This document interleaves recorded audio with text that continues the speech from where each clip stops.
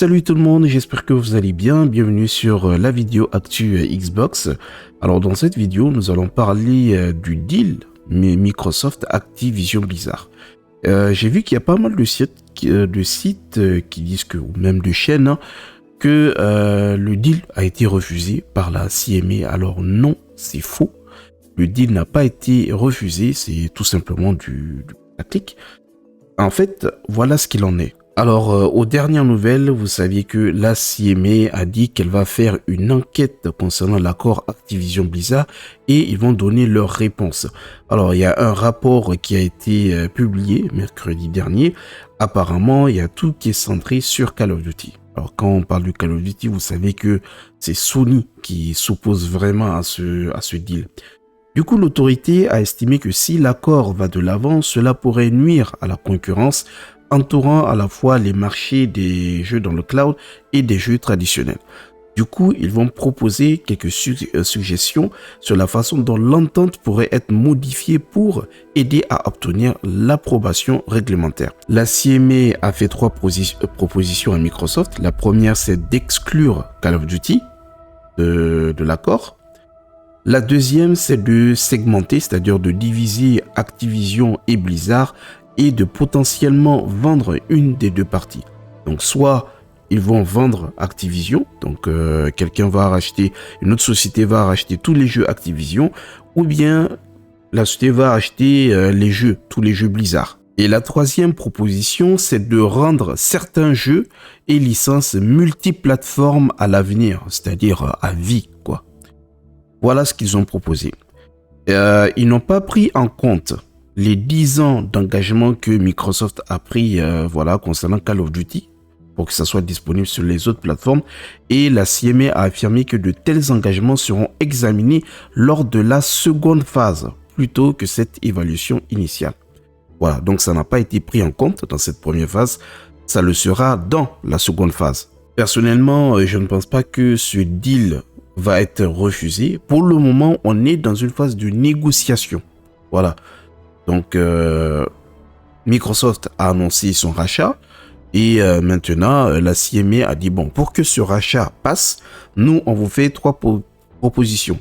Maintenant, c'est à vous de choisir. Si Microsoft ne veut aucune de ces propositions, c'est sûr qu'ils vont proposer autre chose. Voilà.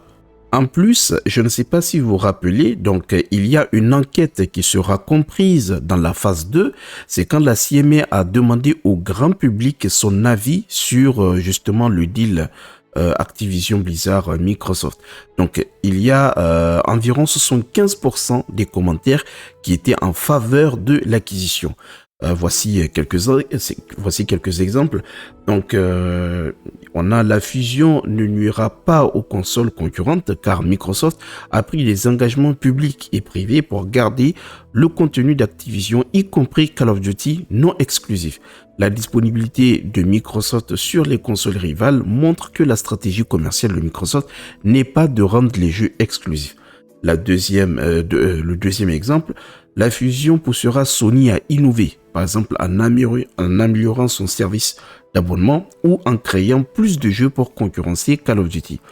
Troisième point, les plans de Microsoft d'ajouter Call of Duty au Game Pass sont favorables à la concurrence et réduiront le prix d'accès aux jeux pour les consommateurs.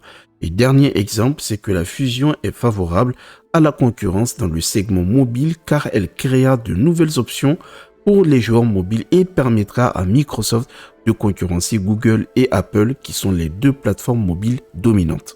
Concernant les commentaires négatifs, il y en a qui ont suggéré que Microsoft serait en mesure de détériorer la qualité de Call of Duty sur PlayStation à l'avenir.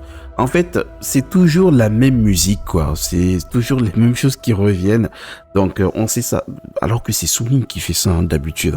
Ils disent aussi que l'acquisition pourrait créer des barrières à l'entrée pour les développeurs indépendants et elle pourrait également créer un précédent néfaste dans l'industrie du jeu en acquérant de grands éditeurs plutôt que d'encourager la croissance organique. Alors que c'est faux, c'est ainsi même Microsoft met en avant les développeurs indés. Donc il y a pas mal de jeux indés qui sont dans le Game Pass. Ça leur permet ça leur donne une visibilité. Il y a pas mal de gens qui ont découvert des jeux qui sont sympas et je suis sûr que si on leur dit d'acheter ces jeux-là, ils vont jamais le faire. Mais quand ils le découvrent dans le Game Pass, ça peut leur plaire. Après, il y a de petites réductions. Tu peux acheter le jeu et ça permet de financer voilà, le développeur. En plus, si ce deal n'est pas validé, Bobby Kotick va faire son retour. D'ailleurs, il s'est adressé au Financial Times, c'était la semaine passée, en accusant l'équipe de direction de Sony d'avoir arrêté de communiquer avec Microsoft. Il a dit, je cite, « Soudain, toute l'équipe de direction de Sony a cessé de parler à qui que ce soit chez Microsoft. » Je pense que tout cela est Sony qui essaie juste de saboter la transaction. L'idée que nous n'allons pas soutenir une PlayStation ou que Microsoft ne soutiendrait pas la PlayStation est juste absurde. Sony a bien évidemment répondu, ils ont dit qu'ils étaient en contact avec Microsoft, mais ils n'ont pas donné de détails supplémentaires. En tout cas, Kotick reste optimiste sur le fait que l'accord avec Microsoft serait conclu d'ici juillet 2023. Du côté de Sony, aux dernières nouvelles, vous savez, il y a Microsoft qui a ordonné justement à Sony de se présenter au tribunal pour présenter ses conclusions concernant l'achat d'Activision Blizzard. Alors, il y a une série de nouveaux documents qui ont été déposés en relation avec l'affaire au cours des dernières semaines et qui ont été repérés par Axio. Et il semble que Sony ne soit pas très satisfait de ce qui se passe. Pour eux, Microsoft est en train de commettre un harcèlement évident avec ses demandes d'informations internes de Sony. Je cite, Sony Interactive Entertainment, dont l'activité de jeu a éclipsé celle de la Xbox pendant 20 ans, n'est pas un tiers ordinaire dans cette action. À grands frais et sur une longue période, Sony a déployé des délégations de dirigeants, de grandes équipes d'avocats externes et des économistes à prix élevé pour persuader les régulateurs ici et dans le monde de bloquer le projet d'acquisition Activision Blizzard King par Microsoft. Les efforts de Sony portent leurs fruits.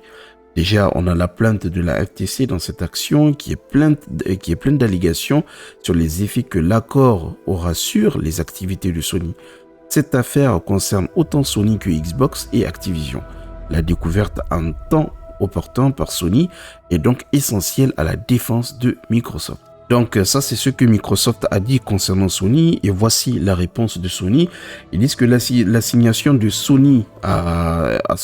l'assignation de Microsoft à Sony est vraiment massive.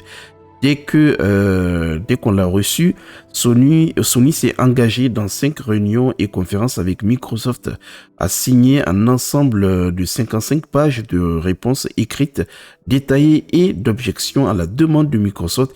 Il y a eu une correspondance abondante avec Microsoft. Dans la soirée du 1er février 2023, Sony et Microsoft ont généralement convenu que Sony produirait les dossiers de 7 dépositaires identifiés, mais de nombreux problèmes de portée supplémentaire demeuraient. Sony a demandé une prolongation de délai pour résoudre ces problèmes, mais Microsoft a refusé, à moins que Sony n'accepte de déposer une requête partielle en annulation de la question du choix de Microsoft 2 jours plus tard.